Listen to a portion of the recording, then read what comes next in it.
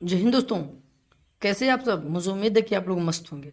दोस्तों, सबसे पहले मेरे यूट्यूब चैनल में आप लोगों का स्वागत है। दोस्त, यदि आप मेरे चैनल को सब्सक्राइब नहीं किए हैं तो सब्सक्राइब करिए, बेल आइकन प्रेस कीजिए, क्योंकि नोटिफिकेशन आपको मिलता रहेगा। तो हम लेकर आए हैं आज एक पॉलिटी का थोड़ा छोटा सा टॉपिक, जो कि इसमें बहुत इंपॉर्टेंट क्वेश्चन है जो परीक्षाओं में पूछा जाता है। तो आइए एक एक करके हम देखते हैं क्या है क्वेश्चन। क्या बोल रहा है कि लोकसभा अध्यक्ष अपना त्याग पत्र किसे देता है। दोस्त, एक बात ध्यान से सुनो। लोकसभा जो अध्यक्ष होता है वो अपना त्याग पत्र लोकसभा उपाध्यक्ष को देता है। लेकिन अगर तुमसे ये पूछा जाए कि लोकसभा उपाध्यक्ष किसको देता है अपना त्याग पत्र, तो लोकसभा उपाध्यक्ष जो है वो लोकसभा अध्यक्ष को देता है। किसको देता है? लोकसभा अध्यक्ष को देता है। और पूछा जाए लोकसभा अध्यक्ष का कार्यकाल कितने वर्ष का होता है, तो कितने वर्ष का होता है? 5 वर्ष का होता है। और अगर तुमसे ये भी पूछा जाए, परीक्षाओं में ये पूछ दे कि उसकी न्यूनतम आयु कितनी होनी चाहिए, लोकसभा अध्यक्ष बनने के लिए उसकी न्यूनतम आयु कितनी होनी चाहिए, तो क्या होनी चाहिए? 25 वर्ष होनी चाहिए। बात समझ में आई कि नहीं आई? इससे रिलेटेड कुछ क्वेश्चन हैं जो कि बहुत इंपॉर्टेंट हैं। ठीक है, आगे देखते हैं। अगला क्वेश्चन क्या कह रहा कि भारतीय संविधान में मौलिक कर्तव्यों को किस देश के संविधान से लिया गया है। जो भारत का जो मौलिक कर्तव्य है यह किस देश से लिया गया है, यह किस देश से लिया गया है? तो दोस्त, एक बात हमेशा याद रखना कि यह जो मौलिक कर्तव्य है वह रूस से लिया गया है। किससे लिया गया है? रूस से लिया गया है। तो चौथा ऑप्शन क्या है? सत्य है, डी सत्य है। चलो ठीक है, आगे देखते हैं। अगला क्वेश्चन क्या करा कि राष्ट्रपति संसद के किस सदन का सदस्य होता है।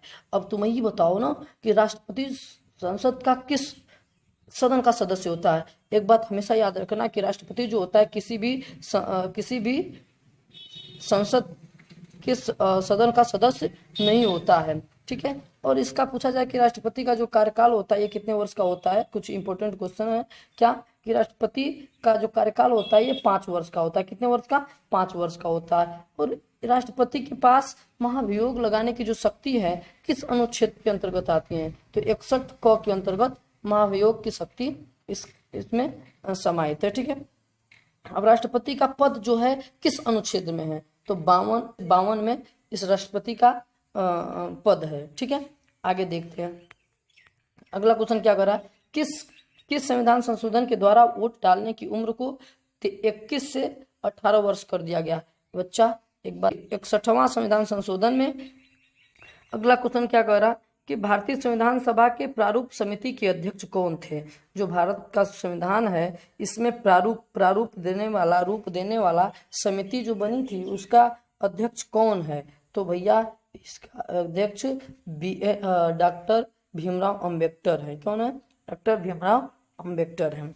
बात समझ में आई? चलो अगला क्वेश्चन देखते हैं। भारतीय संविधान की प्रस्तावना में समाजवादी और धर्मनिरपेक्ष शब्द को किस संविधान संशोधन द्वारा जोड़ा गया, तो ये दोस्त ये 42वां संविधान संशोधन द्वारा इसको जोड़ा गया। किसको? समाजवादी और धर्मनिरपेक्ष को किस संविधान संशोधन द्वारा जोड़ा गया? 42वां संविधान संशोधन द्वारा जोड़ा गया। ठीक है, अगला क्वेश्चन क्या कर रहा है कि भारतीय संविधान में शामिल नीति निर्देशक तत्व किस देश के संविधान से लिया गया है। नीति निर्देशक तत्व जो है बच्चा ये तुम्हारा किस देश से लिया गया है? आयरलैंड से लिया गया है। और तुमसे ये बोल दिया जाएगा DPSP, इसको नीति निर्देशक तत्व को बोला जाता है DPSP।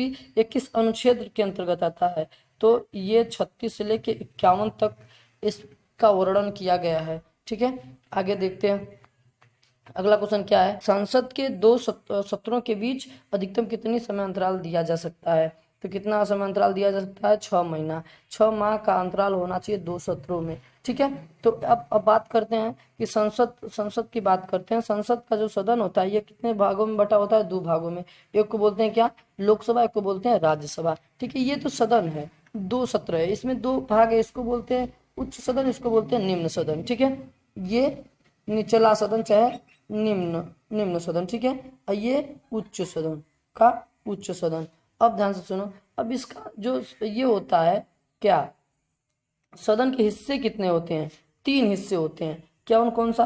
राष्ट्रपति होता है और राज्यसभा होता है और लोकसभा होता है। बात समझ में आए? ये तीन इसके हिस्से होते हैं। बात समझ में आई ना? चलो अगला क्वेश्चन। बस यदि दोस्त ये वीडियो तुम्हें अच्छा लगा हो तो लाइक सब्सक्राइब करना ना भूल ले और ज़्यादा से ज़्यादा शेयर करने का प्रयास करें। मिलते हैं अगले वीडियो में, तब तक के लिए जय हिंद।